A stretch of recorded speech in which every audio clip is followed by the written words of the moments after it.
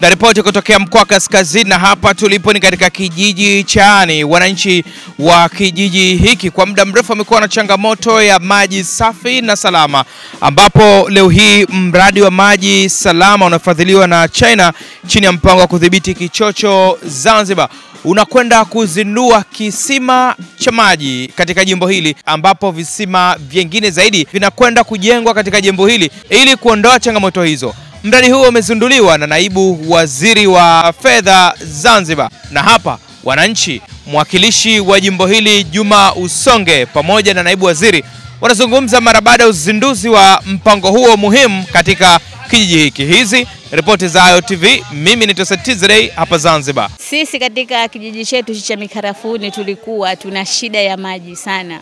Maji tunapata msikitini. Msikitini kidogo ilikuwa changamoto kwa sababu umeme ukesha, maji tunakuwa hatuna.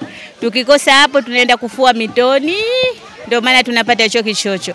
Lakini sasa hivi tunawashukuru hawa wa Korea au wa China hawa wa kutuletea karibu maji katika kijiji chetu cha Mikarafuni shahia Masingini. Tunashukuru sana na tunatoa shukurani sana, waendelee kutujali. Na tunaahidi kwamba katika hizi visima hivi vya maji tutajitahidi kuvituza na kuifanyia usafi wa hali ya juu. Maji kwanza ilikuwa tunafata kwenye maji ambayo mtiririko tunaita mto, upo mmoja Bwabwaja, ambapo maji yake yalikuwa ng'ombe wanapewa umo na sisi tunatumia umo. Ilileta athari kama vichocho na matumbo, lakini hayakuchukua spidi kubwa, kwa hiyo tulipata usalama wetu kwa jumla.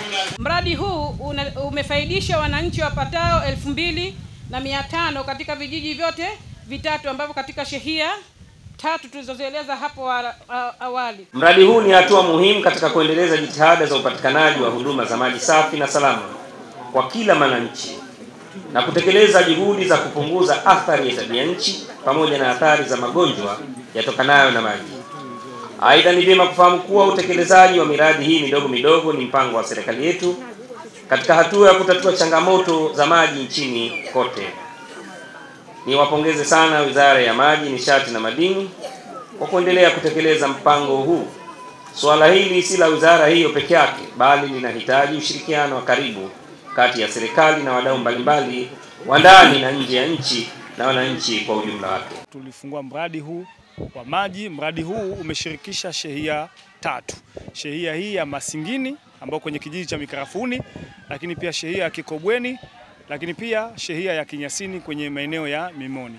Mradi huu leo hapa tumezindua kwa maana tulikuwa tunaashiria na miradi mingine kuyafungua hapa kwenye shehia Chaani Masingini. Kwenye miradi hii kama tulivyoahidi wananchi wetu wa jimbo la Chaani kwenye sekta ya maji na sekta nyingine mbalimbali, tuliwaambia wananchi pale tulipokuwa tunatafuta kura ili watuchague.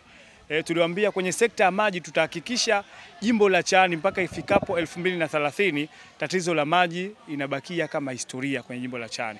Kwa hiyo tumeanza vizuri zaidi. Tunawashukuru sana wadau wetu hawa, ndugu zetu wa China, kwa sapoti yao ya kusimamisha mradi kama huu na maeneo mengine mbalimbali.